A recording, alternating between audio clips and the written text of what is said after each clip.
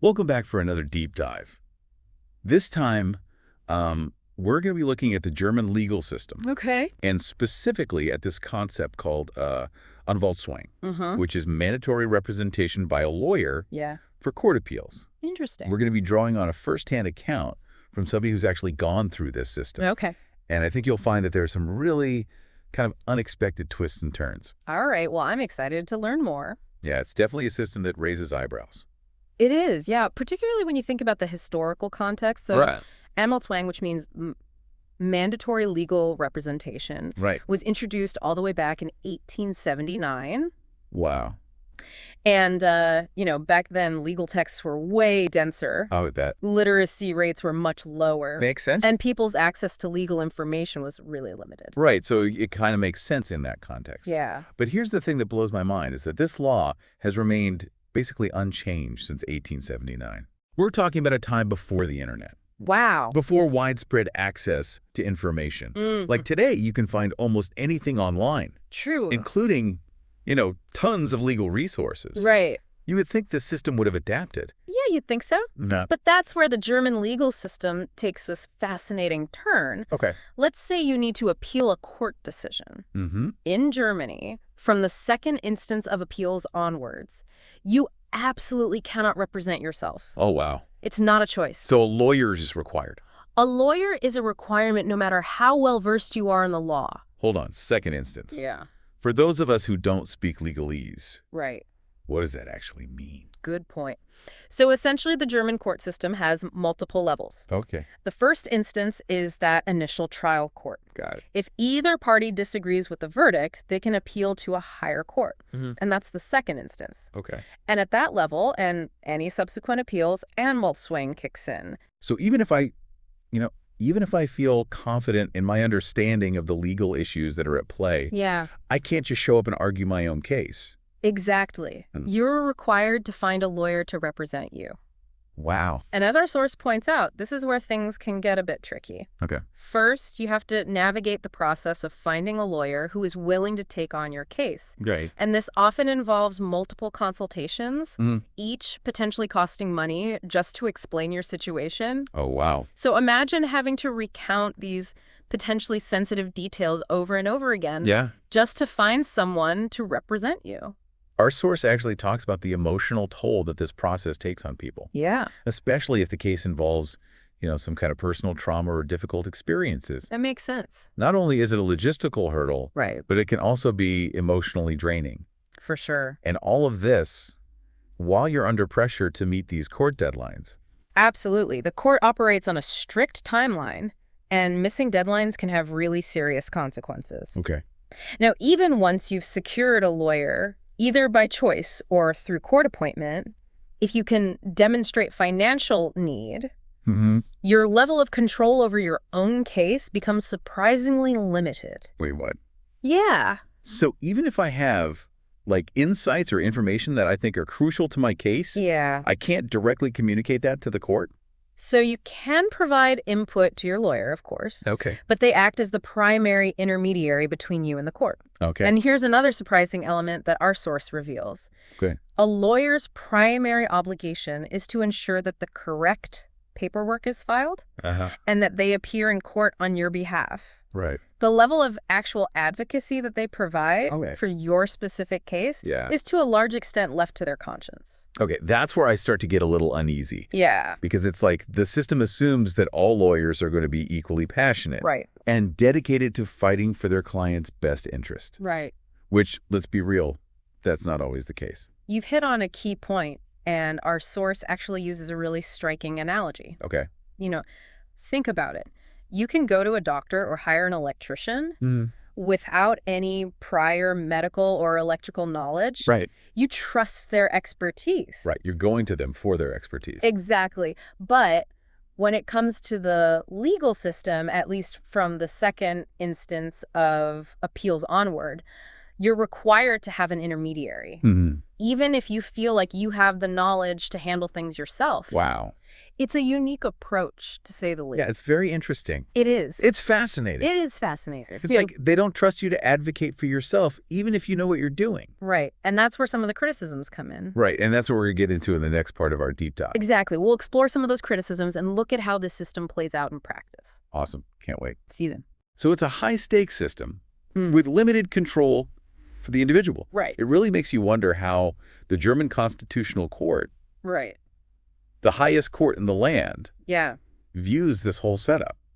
That's a really important question, and one that our source really grapples with. Yeah. The Constitutional Court has consistently upheld the validity of Anwaltszwang, arguing that it protects individuals from making legal missteps and ensures procedural efficiency. But doesn't that raise questions about, like, how they define protection? Right. You know? Exactly. Is it truly protective if it potentially limits individual autonomy and control over their own case? That's the heart of the debate. Yeah. The Constitutional Court's rulings focus on the potential for harm if individuals represent themselves. Okay. But they don't really address why this help must be mandatory rather than optional.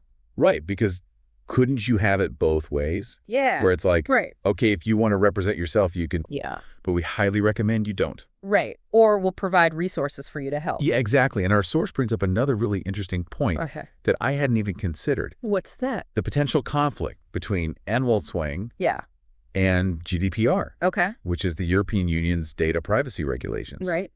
If you're required to share extensive personal information with multiple lawyers just to find representation, doesn't that raise some privacy concerns? Absolutely, it does. Yeah. GDPR really emphasizes data minimization and control over your personal information. And having to divulge sensitive details to numerous lawyers, especially if some of them might not even take your case. Right. Seems at odds with those principles. It does. It highlights this tension between, like, legal obligations and individual rights in this digital age. For sure. So we've got this system that's rooted in a 19th century context, bumping up against these 21st century data privacy concerns. Right. It's like a legal time warp. It is interesting to think about how those two things are interacting. Yeah, but if we zoom out a bit, is mandatory representation like this common in other countries? That's a great question, and it really highlights how legal systems around the world reflect different values and historical developments. Some countries prioritize the right to self-representation, so they allow individuals to represent themselves in court, even for complex cases. Others have varying degrees of mandatory representation, often depending on the type of court or the severity of the charges. So there's no one-size-fits-all approach? No, definitely not. It's very context-dependent. But sticking with Anwaltszwang for a moment. Are there any widely recognized downsides or criticisms of this system beyond what we've already talked about? One of the most significant criticisms is that it can create a barrier to access to justice, especially for people who can't afford legal representation, even with the option of court-appointed lawyers. The process of proving financial need and navigating those bureaucratic hurdles can be really daunting. Yeah, and as our source points out, even if you do manage to get legal aid, there's still this degree of luck involved in being assigned a lawyer who's truly good fit for your specific case. Precisely. It's not just about having a lawyer. It's about having the right lawyer. Someone who understands your needs, communicates effectively, and advocates passionately on your behalf. And let's be honest, not all lawyers are created equal. We all hear stories about lawyers who might be more interested in racking up billable hours than truly fighting for their client's best interest. That's true. So that possibility, coupled with this lack of control that individuals have over their own cases, paints a kind of unsettling picture. It definitely raises concerns about potential power imbalances within the system. When you have one party, the lawyer, with specialized knowledge, and the other, the individual, essentially required to rely on that expertise, it creates a situation where vulnerabilities can be exploited. So where does this leave us? That's the question. Is Anwaltszwang this outdated relic that needs a serious overhaul? Or is there still a valid argument for mandatory representation in today's world? That's the million-dollar question. Yeah. It's a really complex issue with compelling arguments on both sides. Right. On the one hand, you have the potential for greater protection and procedural efficiency. Mm-hmm. On the other, you have concerns about access to justice, Right. individual autonomy, Yeah. and the potential for power imbalances. Right. And with the rapid advancements in technology, especially like AI and legal tech tools, Yeah. this debate around mandatory representation, I feel like it's only going to intensify. It's true. It makes you wonder if there's a potential middle ground, Right. like a way to balance the need for expertise with the individual's right to self-determination. Perhaps a system that encourages and facilitates access to legal guidance without making it strictly mandatory. Okay, so like making it available but not required. Exactly. Okay. Imagine readily available resources that empower individuals to understand their legal options and make informed choices about their level of representation. Yeah, it feels like we're really on the verge of like I know. a paradigm shift when it comes to access to justice. Yes. Like, technology is changing the game. Yeah. It's giving individuals more tools and information than ever before. It's an exciting but challenging time. You know, we're seeing the rise of these legal tech platforms that provide on-demand legal advice, document preparation services, even AI-powered chatbots that can guide people through basic legal processes. Right. So these innovations have the potential to really democratize access to legal information and empower individuals to take a more active role in their own legal affairs. But even with all these advancements, there's still this question of expertise.